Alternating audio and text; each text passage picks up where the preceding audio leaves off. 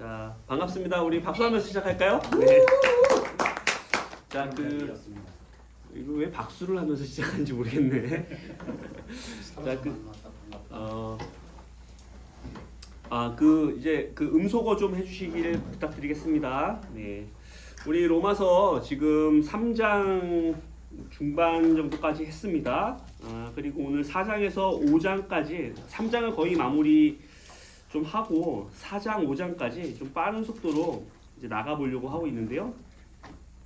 우리 전에 바울이 이렇게 모든 인류가 죄 가운데 있다라는 것을 이렇게 말하면서 이제 로마서 1장 후반부는 이방인들이 주로 저지른다라고 보는 그 죄들을 이렇게 나열하면서 이방인들을 책망했고, 로마서 2장과 3장으로 넘어오면서 그 대상이 이렇게 남을 비판하기 좋아하는 유대인, 그렇죠?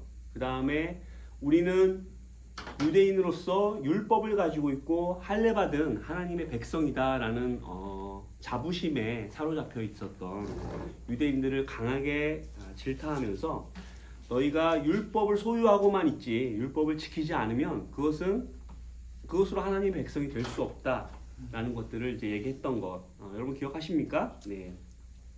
자, 우리 오늘 좀 재밌는 부분을 조금 얘기하면서 이야기를 진행해 보겠습니다. 로마서 2장 13절을 먼저 좀 보시면, 자, 제가 오늘 새 번역이 아니라 개역 개정판으로 좀 읽을게요. 로마서 2장 13절 한번 읽어보겠습니다. 잘 들어보십시오.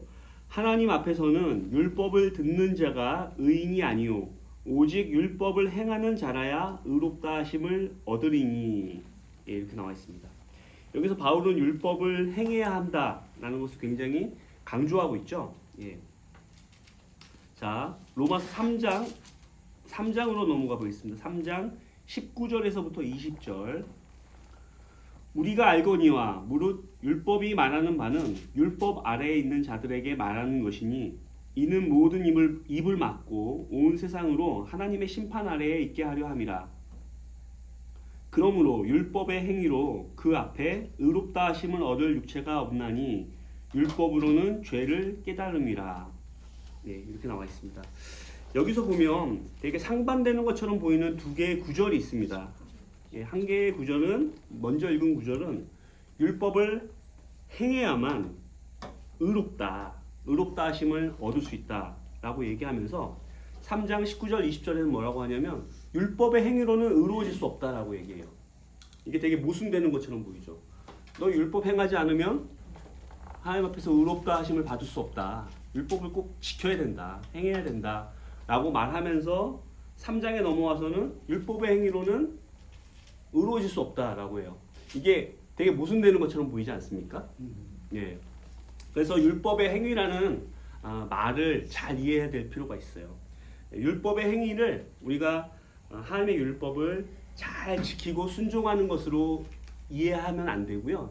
바울이 쓰는 독특한 용어로서 율법의 행위가 가진 부정적인 의미가 있는 거예요. 예. 그래서 율법의 행위가 뭔지 우리가 저번 시간 마지막에 좀 얘기를 하다가 이제 마쳤는데요.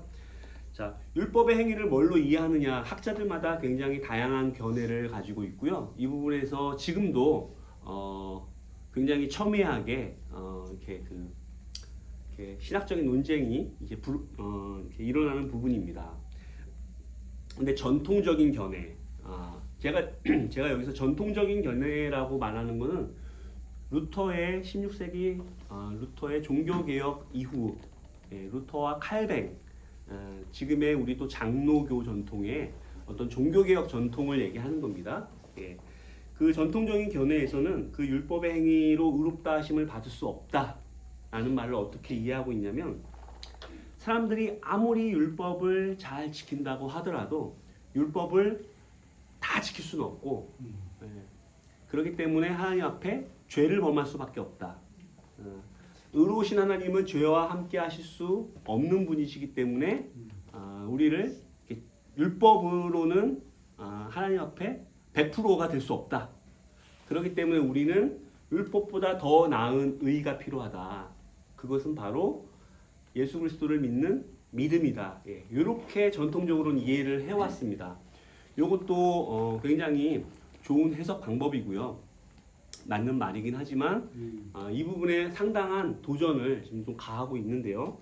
그것 중에 하나가 이제 세관점 학파들이 이제 등장하면서 실제로 1세기 유대인들이 율법을 잘 지켰느냐 성경을 꼼꼼히 따져보니까 진짜 유대인들이 율법을 잘 지키려고 해서 구원받으려고 노력했던 사람들인가? 라고 봤더니 그렇지가 않은 거죠. 그들은 그냥 종교적인 열심은 있었지만 대부분의 경우 이제 그 율법이 가르치는 의식법에 많이 치중하고 있었고 정말 율법이 가지고 있는 도덕적인 기능 또한 율법이 정말 말하려고 하는 그 정신에 충실하는 그런 모습은 별로 없었다라는 거죠. 우리가 이제 복음서를 살펴보면 그 부분이 충분히 보이죠, 그렇죠? 예. 그 예를 들면 어떤 것이 있을까요? 선한 사마리아인 비유를 여러분 아시죠? 예, 어떤 사람이 이제 그 뭐 이렇게 강도를 만나서 죽을 위기에 처했는데 거기에 누가 지나가죠? 처음에? 그쵸. 예, 제사장이 먼저 지나갑니다. 근데 지나쳐버려요. 그 다음에 누가 지나가죠? 오, 대단하십니다. 맞아요. 레위 사람이 지나가요. 예, 레위 사람은 성막에서 봉사하는 사람이죠. 성전에서 봉사하는 사람. 레위 사람도 그냥 지나쳐버려요. 근데 이방인이 오히려 그 사람을 돌보고 여관에서 치료해주고 내가 갔다 오는 길에 돈이 부족하면은 뭐 치료 비용, 여관 비용을 대겠다 이렇게 얘기하잖아요. 그런데 그 제사장과 그 레위 사람들은 왜 그 사람을 지나쳐 갔을까요? 죽어가는 사람을? 그렇죠. 예. 그 사람이 피를 흘릴 수도 있었겠죠. 죽어가는 사람이었기 때문에 피를 가까이 하면 안 돼요. 그럼 부정해져요. 그리고 시체를 만지면 잘못하다가 부정해져요. 시체를 만지면. 그렇죠. 예. 제사장이 시체를 만지면은 부정해서 그 성막에서 성전에서 봉사할 수가 없습니다. 예, 일정 기간 동안. 그렇기 때문에 그 사람들은 나름대로는 율법을 잘 지키는 거였어요. 그게. 그런데 역설적이게도 율법의 가장 중요한 정신인 내 몸이 아니지. 내 이웃을 내 몸과 같이 사랑하라 라는 정신에서는 벗어나 있었죠. 이게 되게 역설입니다. 그렇죠? 그래서 율법의 행위를 잘 지킨다고 하지만 실제로는 율법의 정신에서 벗어나 있는 그런 모습들을 유대인들의 삶에서 많이 볼 수 있는 거죠. 또 대표적으로 뭐가 있을까요? 뭐 이렇게 최소의 11조는 다 갖다 바치면서, 그렇죠? 정작 중요한 부모님을 돌보는 거 그런 구절이 있잖아요, 그렇죠? 그런 거는 소홀히 하고, 그렇죠? 예. 그리고 또 뭐가 있습니까? 또 율법을 잘 지킨다고 하는 사람들이 또 행하는 것 중에 하나, 저 사람은 죄인입니다. 하나님 앞에서 성전에서 당당하게 기도하는 바리새인과 또 감히 하늘을 쳐다보지도 못하면서 정말 이렇게 하나님 앞에 자기 자신을 낮췄던 그 세리 그런 비유도 있고요, 그렇죠? 예. 또 예수님을 만났던 어떤 젊은 청년이 있었죠, 그렇죠? 그 사람은 나는 어려서부터 이런 것들을 다 지켰습니다. 그러니까 되게 지키는 거예요, 유대인들이. 안 지키는 건 아니에요. 근데 많이 빗나가 있는 거죠. 그런 것들이 율법의 행위입니다. 그래서 여러분들이 율법의 행위라는 말을 성경에서 보실 때 그냥 전통적인 관점에서 율법을 잘 지키려고 하다가 다 못 지키는 그런 걸로 이해하셔도 되지만 성경에서 말하는 특히 바울이 사용하고 있는 율법의 행위라는 표현 안에는 유대인들이 율법의 본질과는 벗어나서 율법을 하나의 종교적인 정말 이렇게 의식처럼 행하는 유대교 안에서 율법을 잘 지키려고 했던 그런 모습들이라고 이해를 하셔야 됩니다. 그래야 구절이 읽으면서 상충되지가 않아요. 무슨 말씀이신지 아시겠죠? 그래서 유대 민족 특유의 어떤 종교적 열심 그리고 유대교가 하나님 말씀의 본질에서 벗어난 어떤 종교 행위로 전락한 어떤 그런 모습들. 그래서 바울이 율법의 행위를 이제 비판할 때는 율법 자체를 비판하는 것이 아니에요. 예, 이것을 오해하시면 안 됩니다. 예. 대신에 율법주의적인 행위 종교, 또 그것을 잘 지킴으로써 교만해지는 사람들, 그리고 그것을 통해서 다른 사람들을 차별하고 배제하고 그 유대인으로서의 그 장벽을 세웠던, 선민의식으로서의 어떤 장벽을 세웠던 그런 유대인들의 모습을 비판하는 것을 일컬어서 율법의 행위를 비판하는 겁니다. 그래서 율법의 행위를 여러분들 그렇게 이해하고 계셔야 된다. 예. 그래서 어떻게 보면 잘 보세요. 교회가 제일 빠지기 쉬운 게 율법주의입니다. 그렇죠? 그렇죠? 왜냐하면 우리는 다들 좋은 마음을 가지고 있기 때문에 율법을 잘 지키려고 하는데 그것이 형식상 되기 쉽고요. 또 하나는 그것을 잘 지킴으로 인해서 자기 의로움을 강화하는 수단이 되기 쉽죠. 그렇죠? 그 결과는 나보다 하나님 말씀을 잘 안 지키는 사람, 헌신하지 않는 사람은 어떻게 합니까? 정죄하고 판단하고, 그렇죠? 그렇게 되기가 굉장히 쉽습니다. 그것이 오히려 정말 이렇게 믿음의 진심이고 헌신적인 사람이 빠지기 쉬운 죄라고 전에 이렇게 말씀드렸습니다. 그래서 사실상 교회가 율법주의에 빠지면 세상과 똑같아집니다. 예. 방식만 달라지는 거예요. 예. 근데 세상에서도 율법은 이제 그 하나님 말씀에 기본적으로 율법을 잘 지키면 너희를 복 주고 율법을 잘 안 지키면 벌 주고 그게 기본적인 사상은 있습니다. 예. 근데 요게 이제 율법주의가 이제 발전을 한 게 이제 세상의 시스템이에요. 사실상 세상의 시스템도 상벌 시스템으로 움직이잖아요. 그렇죠? 자기가 노력한 만큼 뭔가를 누리고 얻고 하는. 그래서 이런 종교 시스템과 세상의 시스템은 굉장히 비슷하다. 그래서 바울은 그 부분을 굉장히 강하게 질타했던 거죠.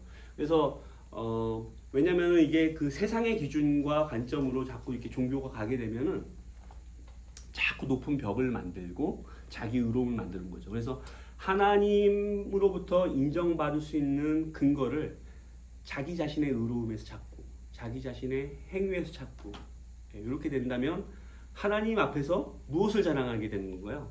나의 순종, 나의 의로움을 자랑하게 되는 거죠. 근데 바울은 자랑할 게 없다 그러거든요. 왜냐하면 너희가 구원받는 거는 은혜로 받는 거지 율법의 행위로 받는 것이 아니기 때문에 자랑할 게 없다. 계속해서 바울이 자랑할 게 없다라는 표현을 많이 씁니다. 은혜이기 때문에. 예. 그래서 바울이 율법의 행위를 비판할 때는 자기 의로움에 갇혀 있었던 유대인들, 당시 종교 지도자들, 바울의 과거의 모습, 본인의 모습이 아마 그랬을 거고요. 그랬던 모습들을 바울은 너무나 잘 알고 있기 때문에 그것으로서는 구원받을 수 없다. 그런 것으로는 하나님과 올바른 관계를 맺을 수 없다라고 하는 거죠. 그러면 무엇으로서 하나님과 올바른 관계를 맺을 수 있을까요? 율법의 행위가 아니면. 바울은 믿음으로 하나님과 올바른 관계를 맺을 수 있다라고 하죠. 3장 19절에서 20절 다시 한번 읽어보겠습니다. 자 여기 보면은 20절에 율법의 행위로는 그의 앞에 의롭다 하심을 얻을 육체가 없나니 율법으로는 죄를 깨달음이다라고 되어 있는데요. 율법에 또 특징이 하나 있어요. 율법은 죄를 깨닫게 해요. 율법은 하나님의 거룩한 계명이고 또 뜻이 담겨 있지만 율법을 딱 들이대는 순간 우리가 죄가 고발당하는 거죠. 그렇죠? 그래서 율법은 아주 상반된 두 가지 역할을 합니다. 하나님의 거룩한 계명을 우리에게 알려주고 우리를 하나님의 뜻 가운데로 인도해 주기도 하지만 우리를 정죄하고 고발하는 역할도 합니다. 근데 그것을 누가 이용하냐? 사탄이 이용합니다. 그래서 어떻게 보면 율법이 굉장히 역설적인데 율법은 우리를 의롭게 만들 수가 없어요. 왜냐하면 이런 비유를 좀 이해하시면 좋겠는데요. 어떤 사람이 물에 빠져서 허우적대고 있어요. 수영을 할 줄 모르니까. 근데 내가 구해주고 싶은데 문제는 나도 수영을 할 수 없어요. 그 사람을 너무 도와주고 싶고 살려내고 싶은데 문제는 나도 수영을 못하는 거예요. 그렇게 되면 의미가 있나요, 없나요? 의미가 없죠.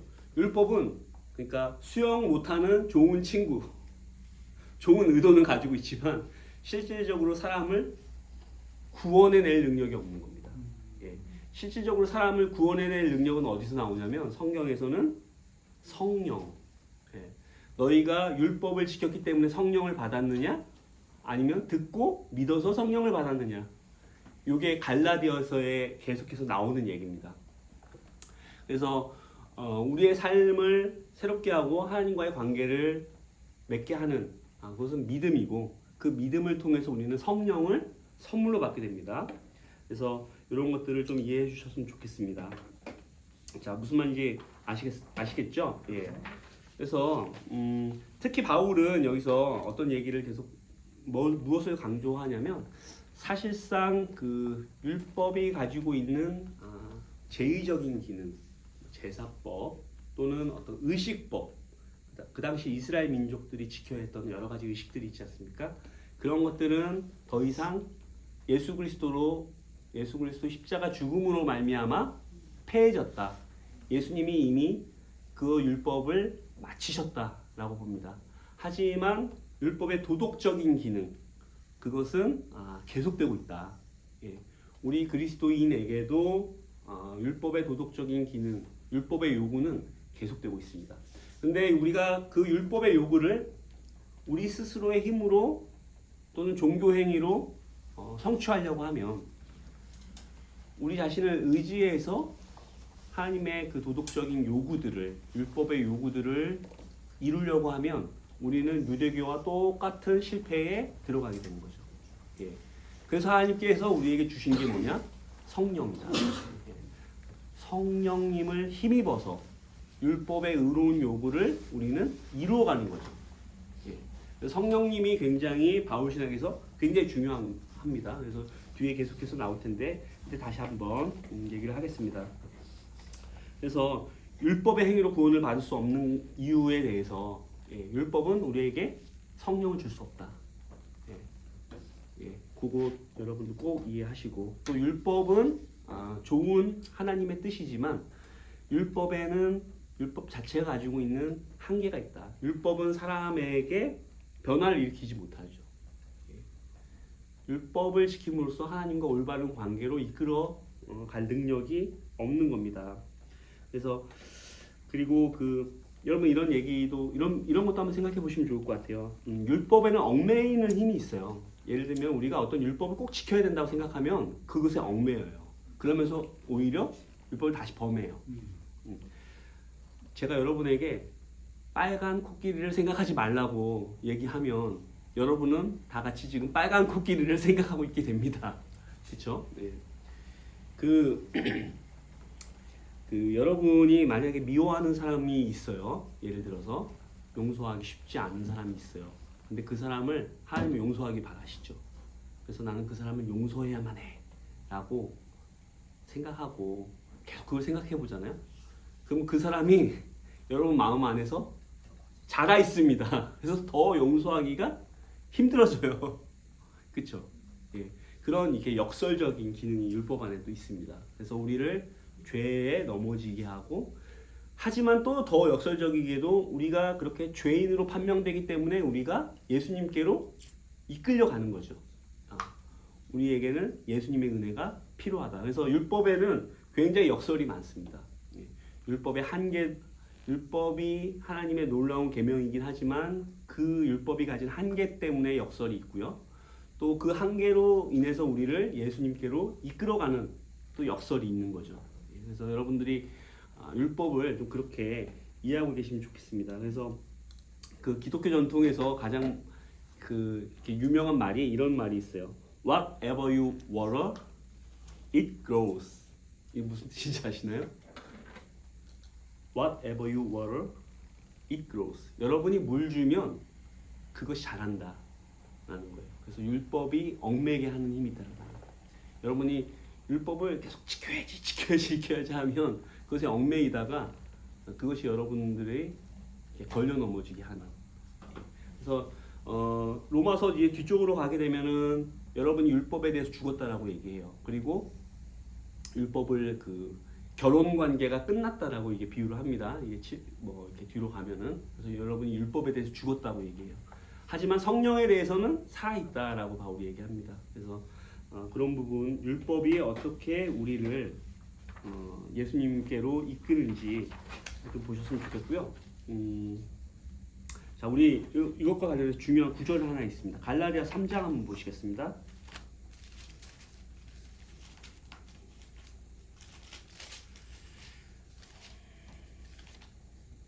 갈라디아서 3장 6절인데요. 제가 한번 읽어볼게요. 아브라함이 하나님을 믿음에 그것을 그에게 의로 정하셨다 함과 같으니라. 예. 이게 제가 개역개정으로 읽었는데, 자 여기서 하나님이 무엇을 의로 정하셨다고 합니까? 하나님을 믿음에 그것을 의로 정하셨다. 여기서 정하셨다라고 하는 헬라어 단어가 로기조마이. 예. 제가 여기서 가끔씩 저도 헬라어를 잘 모르지만 가끔씩 말씀드리는 헬라어는 여러분 기억하고 계시면 좋은 단어들입니다. 로기조마이. 하나님께서 정하신 거예요. 무엇을? 믿음만이 하나님과 올바른 관계를 맺게 하는 그 수단으로, 그 방법으로 하나님이 정하신 겁니다.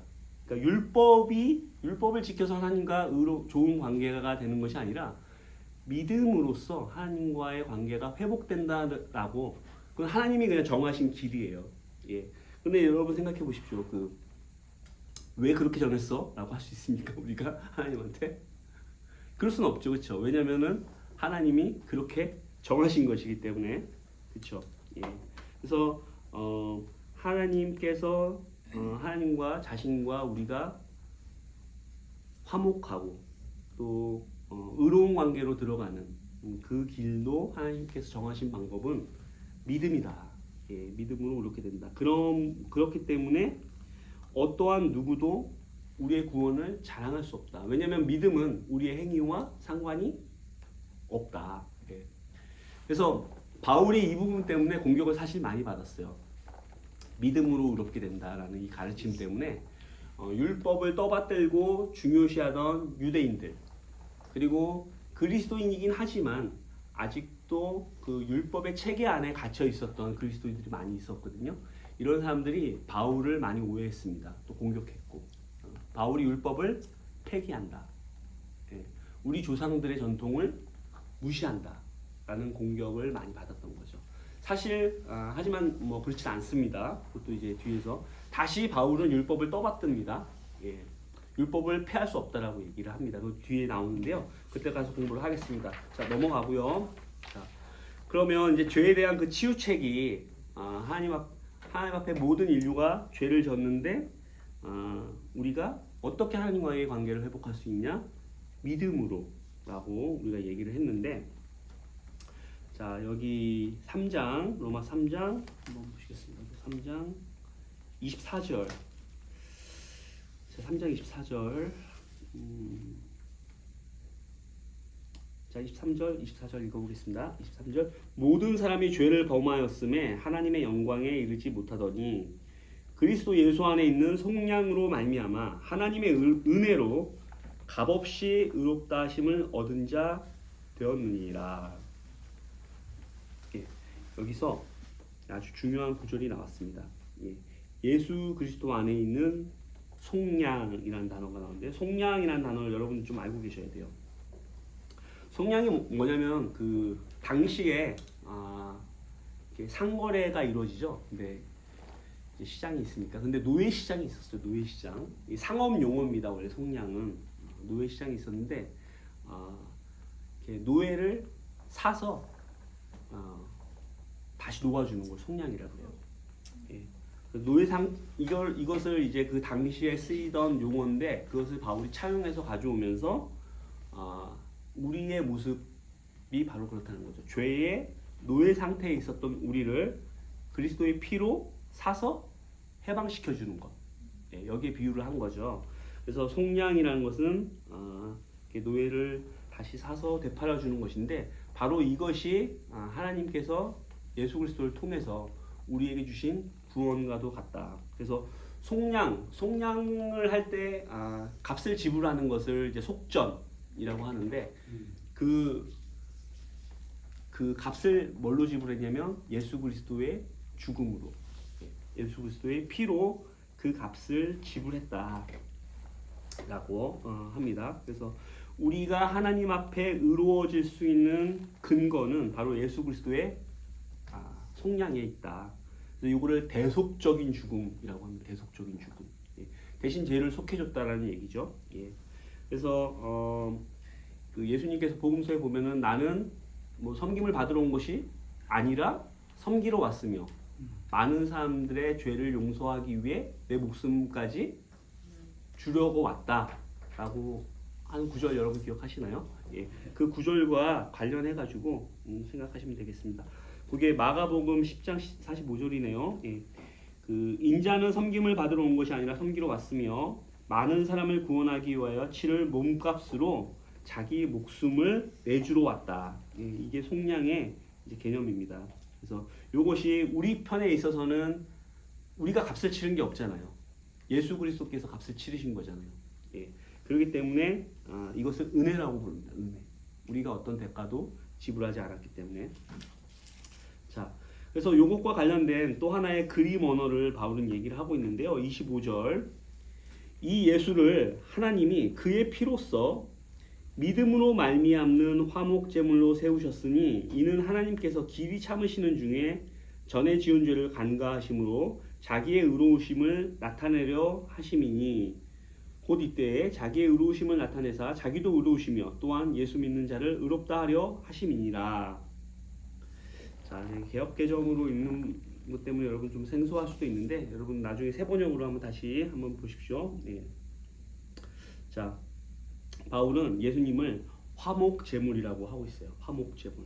요거는 개역개정에 이렇게 나와 있어요. 개역개정. 제가 지금 읽은 게 개역개정인데 여러분 새 번역 보고 계시죠? 네. 새 번역에 뭐라고 나와 있나요? 속죄 제물. 그렇죠. 속죄 제물이라고 나와 있습니다. 그 번역이 다르게 돼 있어요.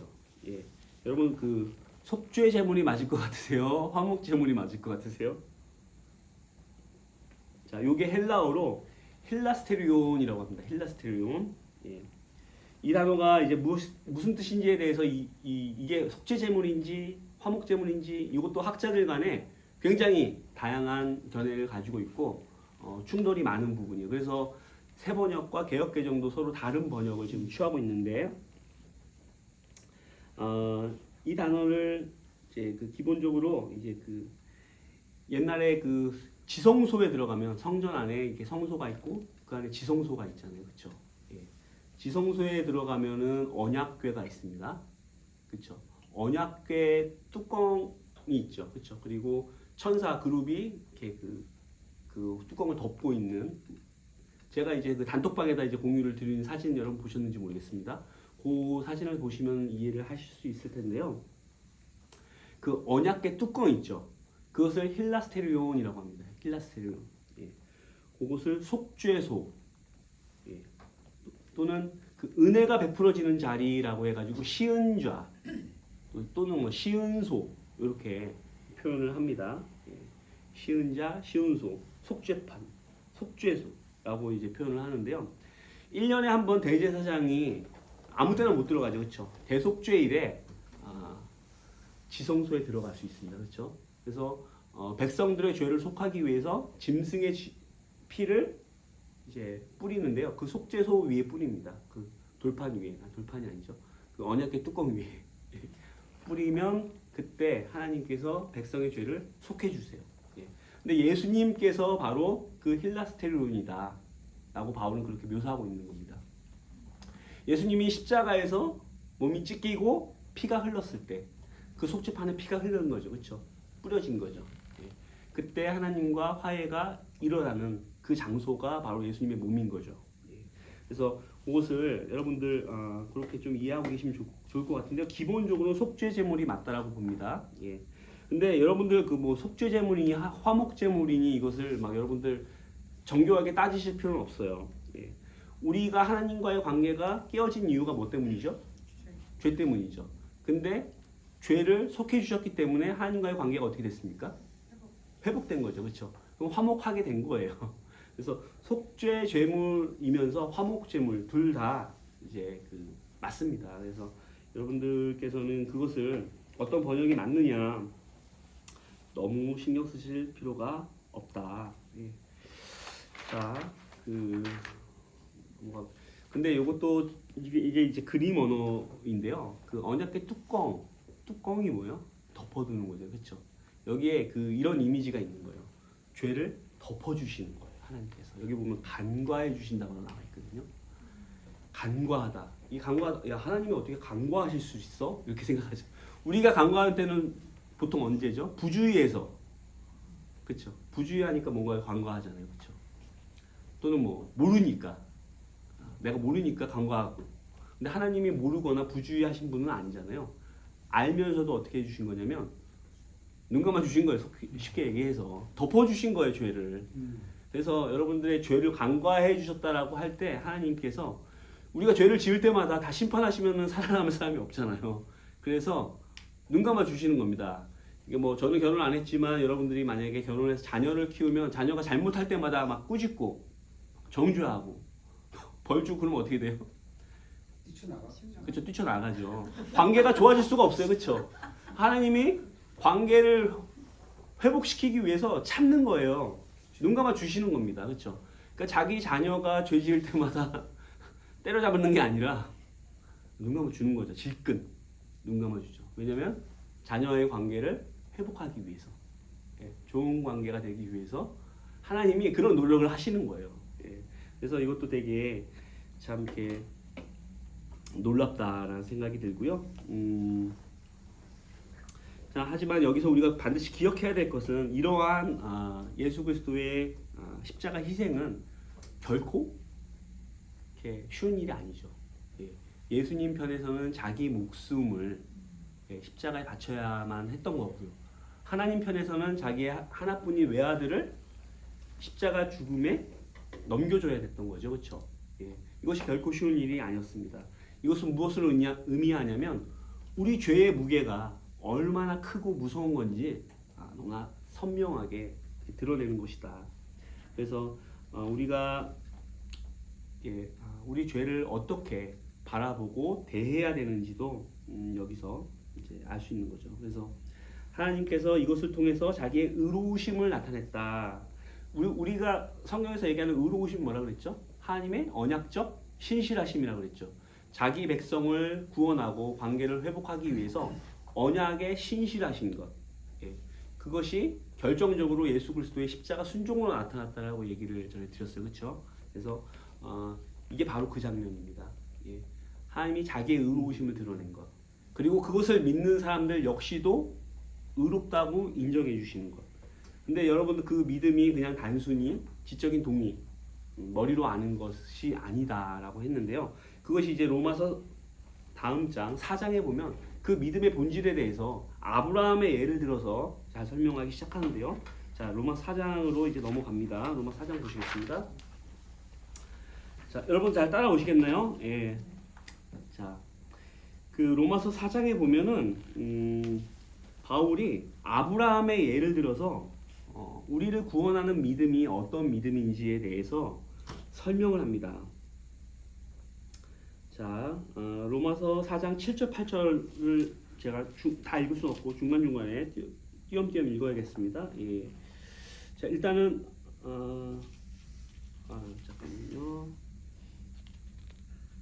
자,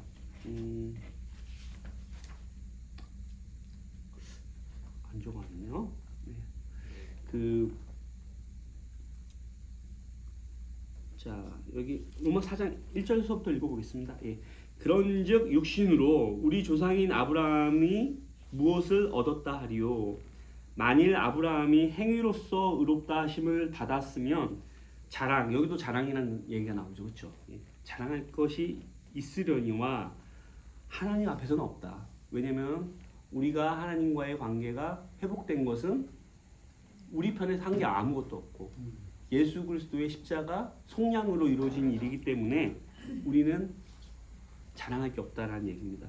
이 자랑할 게 없다라는 얘기 이면에는 유대인들의 어떤 자기 의로움과 뭐 이렇게 선민의식과 이런 것들을 이제 책망하는 내용이 뉘앙스에 담겨 있다라고 보시면 되고요. 자, 성경이 무엇을 말하느냐? 4장 3절. 아브라함이 하나님을 믿음에 그것이 그에게 의로 여겨진 바 되었느니라. 아까 전에 우리 갈라디아서 봤죠. 하나님이 하나님과의 관계를 회복하는 그 길을 믿음으로 하나님께서 그냥 정하신 거예요. 하나님과의 관계를 회복하는 방식을 믿음으로 정하신 겁니다. 예. 그래서 아브라함이 자 믿었음에 하나님께서 그를 의롭다고 여기셨다. 이건 이제 창세기를 여러분 다들 잘 아시니까 창세기를 보시면 아실 텐데요. 왜 아브라함이 많고 많은 그 믿음의 조상들이 있잖아요, 그렇죠? 많고 많은 믿음의 조상들, 뭐 다윗, 모세, 막 그 기라성 같은 믿음의 조상이 있는데 왜 아브라함을 끌어들여서 이 믿음을 설명할까? 갈라디아서에도 보면은 아브라함을 끌어들이고 있어요. 예. 로마서에도 아브라함을 끌어들이고 있습니다. 바울이 유독 아브라함을 말하는 이유가 있습니다. 그것이 여러분 뭔 거 같으세요? 믿음의 조상이라서. 예. 그렇죠. 그러면은 뭐 딴 사람들도 다 믿음이 있잖아요. 다윗도 엄청난 믿음이 있었고. 시작이 아니었을까요? 맞아요. 네. 그 여기서 그 아브라함을 택해서 그 믿음을 설명하는 이유는 아브라함이 할례 받기 이전에 의롭다고 여겨졌기 때문에 할례 받기 이전에 유대인들은 할례를 자랑했거든요. 예. 아브라함은 믿음으로 의롭다 하심을 받고 나서 나중에서야 할례를 받습니다. 그래서 요 나중에 읽어보시면 나오고요. 그리고 아브라함이 어디 출신 사람인가 이죠? 네, 메소포타미아, 바벨론. 우르에서 그 아버지 데라를 따라 가지고 나오죠, 그렇죠? 우르에서 나와서 하란에서 잠깐 정착했다 다시 하나님이 약속하신 가나안 땅으로 이렇게 들어오는 장면이 창세기 보면 나오거든요. 아브라함은 유대인이 아니었어요. 그 여기 아브라함의 고향을 보면은 메소포타미아 바빌론 지역이 있어요. 바빌론이요. 그 유대인들의 입장에서는 이방 지역이거든요. 이방 지역. 그래서 아브라함이 바울이 전략적으로 아브라함을 믿음의 조상이고 이렇게 조상으로 이렇게 전략적으로 택한 겁니다. 예, 유대인들에게 자랑할 게 없다. 너희가 그토록 자랑하는 믿음의 조상이라고 여기는 아브라함도 할례 받기 전에, 그러니까 유대인이 되기 전에, 그렇죠? 그 이전에 하나님께 의롭다 하심을 얻었고, 또 그는 고향도 우르 지역, 갈대 우르 지역 사람이었다. 너희가 그렇게 무시하는 그 이방 땅에서 나온 사람이다라는 것을 바울이 은근히 얘기를 하면서 유대인들을 지금 그들의 교만을 지금 책망하고 있는 그런 내용이라고 여러분 보시면 될 것 같아요. 예, 근데 아브라함의 믿음의 특징이 또 하나 있어요. 예, 여기서 보면은 아브라함이 자, 여기 쭉 읽어 보시면 그가 의롭다 10절에 볼까요? 9절에 볼까요? 그런즉 이 복이 할례자에게냐 혹은 무할례자에게냐 무릇 우리가 말하기를 아브라함에게는 그 믿음이 의로 여겨졌다 하노라. 그런즉 그것이 어떻게 여겨졌느냐? 할례시냐 무할례시냐? 할례시가 아니요 무할례시니라. 그가 할례표를 받은 것은 무할례시의 믿음으로 된 의를 인친 것이니 이는 무할례자로서 믿는 자의 조상이 되어 그들도 의로 여기심을 얻게 하려 하심이라. 자, 아까 전에 아브라함을 택한 이유가 그가 할례 받기 이전에 하나님과의 관계에서 의롭다는 인정을 받았기 때문이다. 그리고 할례 얘기 나오죠, 그렇죠? 그리고 자 여기 보면은 아브라함의 믿음이 가진 특징이 하나 나옵니다. 자, 아브라함이 하나님으로부터 무슨 약속을 받았나요? 내 자손이 하늘의 별과 같이 많아질 거다라는 약속을 받았는데요. 자, 여기 17절 한번 보겠습니다. 17절 기록된 바 내가 너를 많은 민족의 조상으로 세웠다 하심과 같으니 그가 믿은 바 하나님은 죽은 자를 살리시며 없는 것을 있는 것으로 부르시는 이시니라. 아브라함이 바랄 수 없는 중에 바라고 믿었으니 이는 내 후손이 이 같으리라 하신 말씀대로 많은 민족의 조상이 되게 하려 하심이라. 그가 100세나 되어 자기 몸이 죽은 것 같고 사라의 태가 죽은 것 같음을 알고도 믿음이 약하여지지 아니하고 믿음이 없어 하나님의 약속을 의심하지 않고 믿음으로 견고하여져서 하나님께 영광을 돌리며 약속하신 그것을 또한 능히 이루실 줄 확신하였으니 그러므로 그것이 그에게 의로 여겨졌느니라. 자, 의로 여겨지는 믿음이 어떤 특징을 가지고 있는지 아브라함을 통해서 또 설명을 하고 있는 겁니다. 자, 제가 그 자꾸 믿음이 우리가 그냥 지식적으로 동의하는 것이 아니라고 자꾸 얘기하는 이유가 여기 있어요. 하나님은 아브라함을 믿는 믿음이 그의 하나님과의 관계에서 나온 거예요. 예, 그리고 그 안에는 많은 아브라함의 불신도 있었고 실수도 있었죠. 가나안에서 흉년이 오니까 이집트로 내려갔다가 와이프를 동생이라고 얘기하고, 그쵸? 죄도 짓고.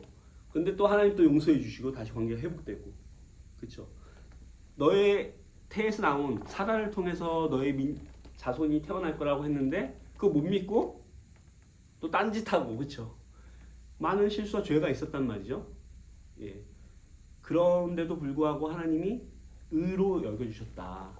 그거는 그 믿음으로 그의 믿음을 보시고인데 그 믿음은 그렇게 하나님과의 관계를 통해서 하나님께서 또 주시는 용서도 받고 또 하나님의 인도하심도 경험하고, 그렇죠? 갈 바를 알지 못하고 떠났잖아요, 그렇죠?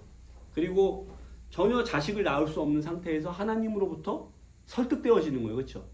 하나님과의 관계를 통해서. 이렇듯 우리의 믿음은 하나님과의 관계 속에서, 인격적인 관계 속에서 만들어지는 믿음이다 라는 특징이 있습니다.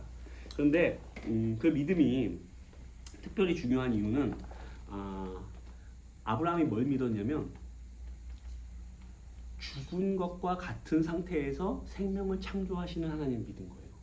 자기도 100세가 되어서 더 이상 생식 능력이 없는 거예요. 생식 능력이라고 해도 되나? 번식 능력? 이게 없습니다. 생식 능력이 낫겠네. 예, 번식 능력. 살아도 더 이상 아이를 낳을 수 없어요. 태가 끊긴 거죠. 나이가 들어서. 근데 하나님께서 아들을 주시겠다고 하니까 어떻게 했냐면 믿은 거예요. 예, 이거 잘 생각해 보세요.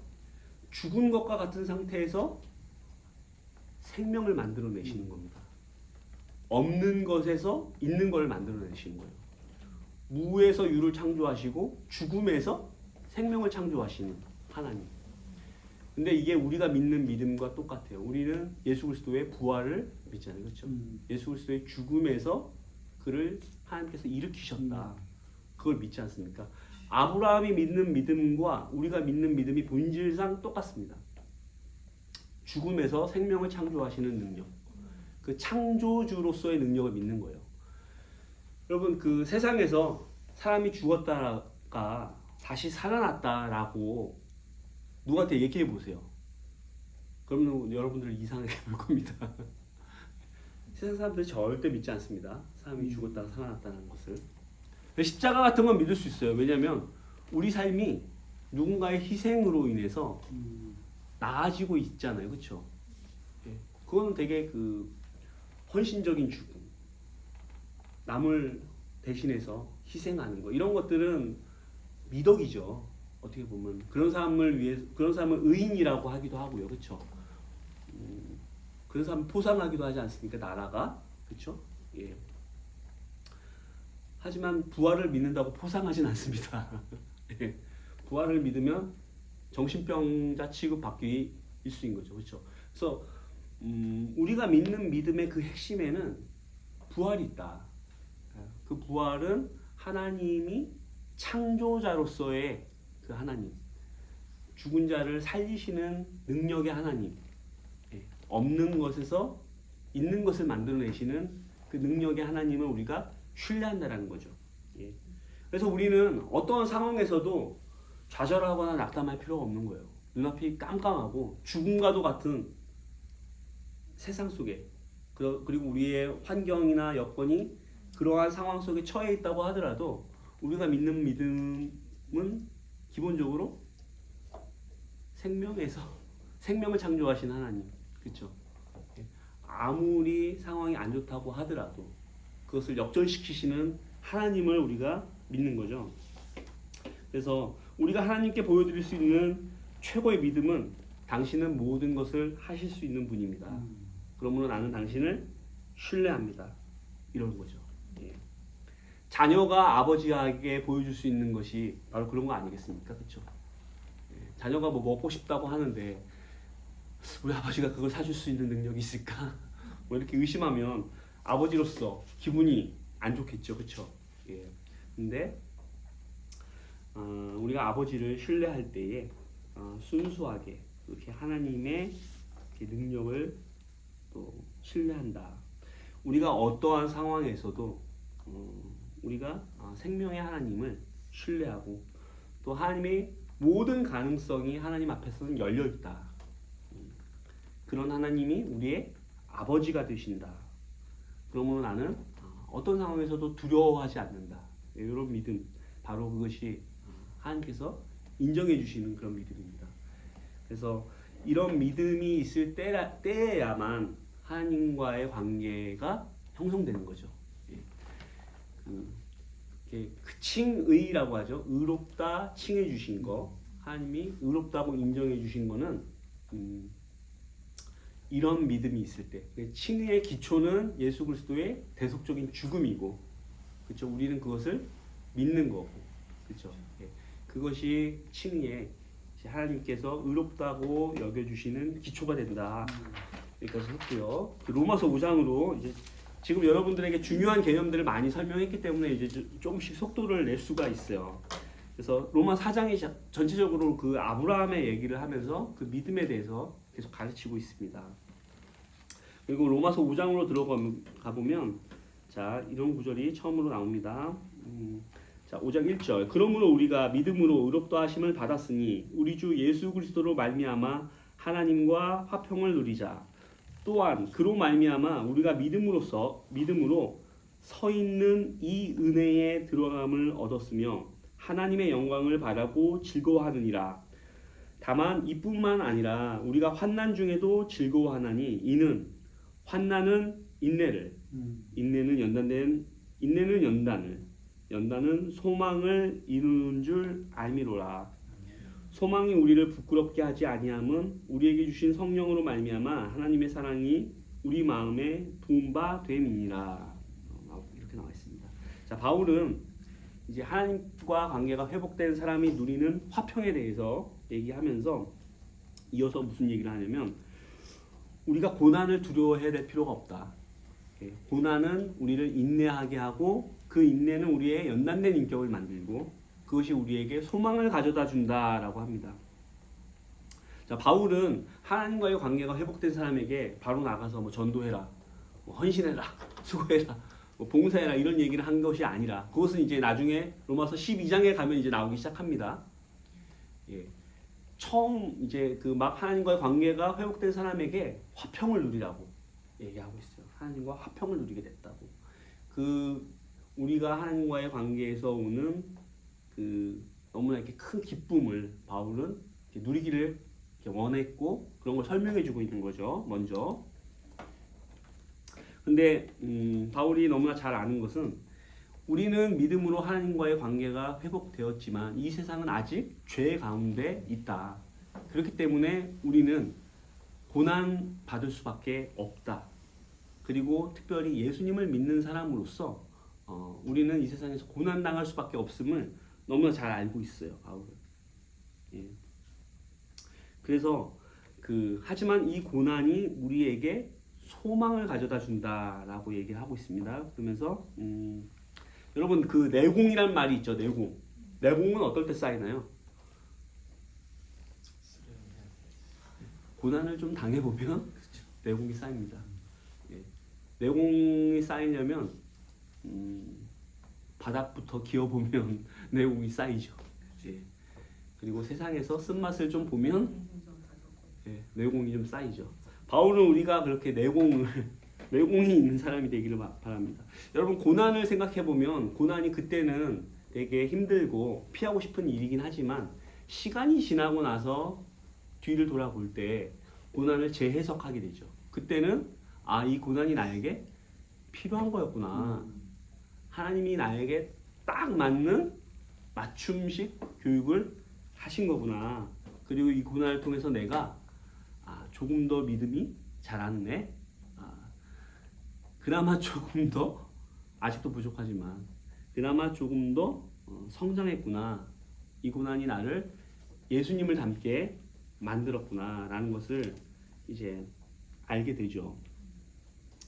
사실 우리가 지금 이 세대는 너무나 좋은 세대고 민주주의 시대고 그렇죠. 그래서 우리가 특정한 종교를 가지고 있다고 해서 핍박받거나 고난을 당하지는 않지만 사실 우리를 둘러싼 환경은 그렇게 녹록하지는 않죠. 세속주의, 이제 과거보다 훨씬 심해졌죠. 또 음란해지고, 그렇죠. 그래서 우리에게 고난과 유혹이 있을 수밖에 없지만 우리는 그것을 성령님을 통해서 이겨낼 수 있다. 그래서 우리는 환난 가운데서도 즐거워할 수 있는 사람이 바로 그리스도인이다 라는 것을 여러분 꼭 기억해 주셨으면 좋겠습니다. 네. 자, 고난이 우리에게 하는 일은 우리가 예수님을 닮아가는 성품으로 우리를 빚어간다라는 것. 네. 그것이 결국엔 우리의 소망을 만들어낸다는 것. 여러분 꼭 기억하셨으면 좋겠고 10절, 예, 10절. 자, 10절. 오늘 뭐 여러분 크게 어렵지 않은 것 같습니다. 자, 12절로 넘어가겠습니다. 여기서 보면 이제 아담과 예수 그리스도를 이제 비교하고 있는데 시간이 다 됐습니다. 로마서 5장까지 내가 끝내려고 달렸는데 시간이 다 된 바람에 여기서 마무리를 좀 더 해도 되나요? 괜찮나요? 조금 더 할게요. 네? 네, 또 좀 더 하겠습니다. 네. 자, 아담과 둘째 아담 예수 또는 아담과 그리스도를 이게 비교하고 있는데요. 이것을 이제 로마서 5장 이게 그걸 읽다 보면은 사람들이 이렇게 착각하기 쉬운 게 하나 있어요. 우리가 아담이 죄를 짓는 바람에 내가 이렇게 힘들게 살게 됐다. 여러분 그런 생각 안 해보셨나요? 해봤어요. 해봤죠. 아니에요. 아담이 죄를 지은 것 때문에 힘들게 산 게 아니라 여러분들이 죄를 지었기 때문에 힘들게 사는 겁니다. 이제 그걸 아셔야 돼요. 예. 아담의 죄가 우리에게 유전된다 그런 건 없어요. 예. 다만 여기서 얘기하고 있는 건 뭐냐면 우리의 어떤 그 극도의 자기 중심성 또는 죄로 기울어지는 어떤 강한 경향성 이런 것이 있지. 우리는 죄를 짓고 태어났다. 뭐 죄를 가지고 태어났다 이런 걸 이제 원죄 유전설 뭐 이렇게 얘기도 하는데 이런 걸 주장하는 학자들도 있지만 그렇게 좋아 보이진 않습니다. 왜냐하면 성경은 죄 지은 사람만 망하는 거지 아버지가 죄 지었다고 해서 아들도 죽으란 법이 없다. 그게 에스겔서에 나와 있어요. 그래서 성경의 원리와 맞지가 않습니다. 그래서 여기서 우리가 아담에 속해 있느냐 또 예수 그리스도에 속해 있느냐 어디에 속해 있느냐 이런 인류의 그 유형, 타입, 원형을 설명하고 있는 그림이다라고 보시면 돼요. 그래서 하지만 우리가 모두가 죄를 짓는 건 맞거든요. 그래서 이거를 어떻게 이해하시면 좋겠냐면 우리가 아담이었어도 아담과 똑같은 죄를 지었을 것이다. 이렇게 이해를 하시면 돼요. 우리가 아담이었어도 아담이 지은 똑같은 죄를 우리도 100% 지었을 것이다. 이렇게 이해하시는 게 좋겠습니다. 그래서 이것과 관련돼서 아주 이렇게 대립이 많이 있지만 그거 한번 제가 읽어드릴게요. 이 두 가지 주장이 있습니다. 이 부분을 이해하는 첫 번째 견해는 모든 인간이 아담의 죄를 모방하고 반복함으로써 죄를 지었다고 이해하는 것. 달리 말하면 모든 인간이 아담의 모범을 따르긴 하지만 아담과는 무관하게 자기 인격 속에서 죄를 짓는다는 것.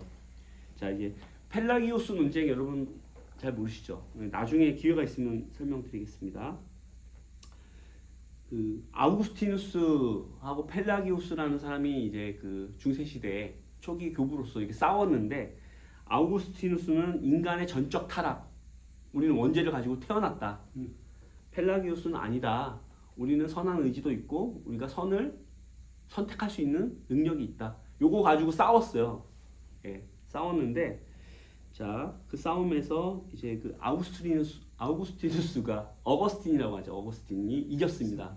그래서 이게 그 원죄가 하나의 교리처럼 됐어요. 하지만 바람직하진 않다고 제가 말씀드렸죠. 예.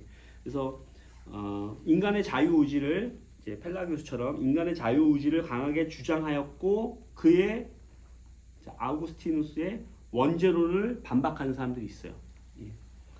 자, 펠라기우스에 따르면 아담은 단지 최초의 죄인이었을 뿐이며 그의 모든 후손들은 조상의 나쁜 본을 따른 것으로 아담과 인간의 연대성을 부정한다.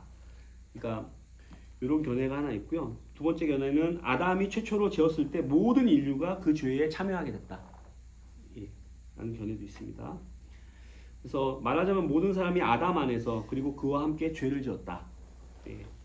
유아들도 자발적으로 죄를 짓진 않지만 죄에 대한 심판 아래 있다.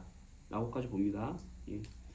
그리고 아담이 범죄에 모든 인류가 참여했다. 그래서 사람들이 죄인이 되거나 의롭게 되는 것은 자기 자신들의 죄나 의에 의해 그렇게 되는 것이 아니라 아담의 죄나 그리스도의 의에 의해 그렇게 된다는 것. 이거 좀 이해하기 힘드실 수도 있는데, 우리는 그 아담 때문에 죄인일 수밖에 없고 예수 그리스도의 그러니까 죄가 전가됐다라고 봅니다. 죄가 전가됐다. 그리고 예수 그리스도를 믿을 때 의가 전가됐다라고 봐요. 그러니까 우리가 죄 지을 때 그 아담의 원죄로 인해서 우리에게 죄가 전가됐고 우리가 예수 그리스도를 믿을 때 예수 그리스도의 의가 우리에게 전가됐다라고 보는 그 전가의 개념이 있어요. 이런 것이 이제 신학적으로 굉장히 대립하고 있는 주장이긴 한데 여러분들 그렇게까지 이해하실 필요는 없고 아까 제가 말씀드린 대로 이해하시는 게 제일 좋습니다. 우리가 아담의 자리에 있었어도 우리는 그와 똑같은 죄를 지었을 것이다. 그래서 인간이 가진 극도의 자기 중심성과 교만, 하나님을 거부하는 그런 것들, 그런 것들을 우리 모두가 경험하고 또 알고 있죠, 그렇죠? 그 정도로 이제 그 원죄라는 표현도 그다지 좋은 표현은 아닌 것 같고요. 그렇게 좀 이해를 하셨으면 좋겠습니다.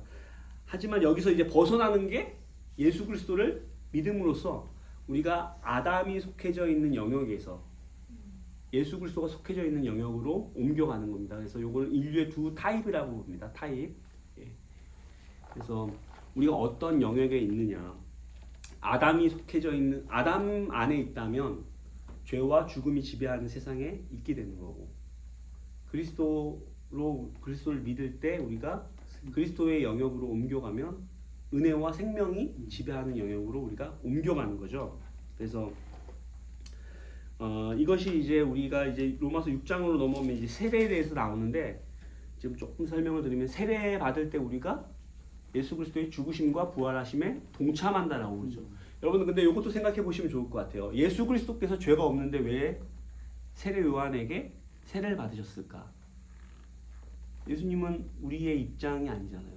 우리처럼 죄를 사함받기 위해서 죄가 없으신 분이니까 죄를 사함받기 위해서 세례를 받으실 필요가 없는 분이셨습니다. 근데 예수님은 왜 세례를 받으셨을까? 그것은 예수님 역시도 우리 인간들과 연합하시기 위한 거예요. 우리가 세례받을 때 예수님과 연합했고 예수님이 세례받을 때 우리 인류와 연합한 겁니다. 그리고 세례받고 난 이후에 예수님께서 광야로 끌려가서 성령에 의해서 이끌리셔서 거기서 시험을 받죠. 그렇죠? 40일 동안. 그때 예수님께서 어떠한 시험을 받냐면 돌이 떡이 되게 하라, 뭐 뛰어내려 봐라, 뭐 이런 거 하잖아요. 그렇죠?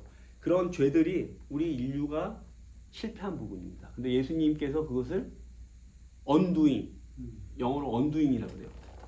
그것을 무효화시키는 겁니다.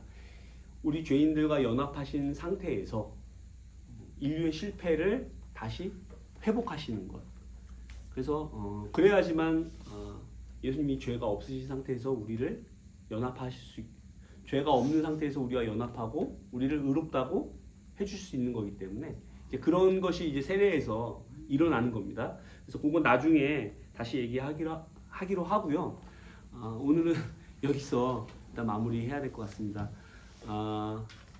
이제 마무리하고 질문 시간 갖도록 하겠습니다. 네.